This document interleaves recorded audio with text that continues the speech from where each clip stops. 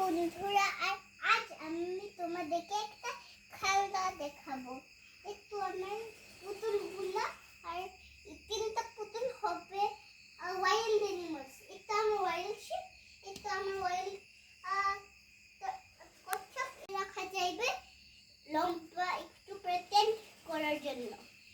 তো এই যে ওয়াইল্ড বিউটি এখানে থাকবে, আর কচ্ছপটা এই সাইডে, আর ভাড়াটা থাকবে এখানে। তো একটু আমার বেসবল, আর একটু আমার বেসবলের লাঠি, আর এই টেবিলে বেসবল গুলো রেখে লিখে দেওয়া যাবে, কিন্তু আমার ফেসে দেওয়া যাবে না। আর একটু আমার হলুদ বেসবল, দেখেছো কি মারতে পারে সবাই। আর এই বেসবল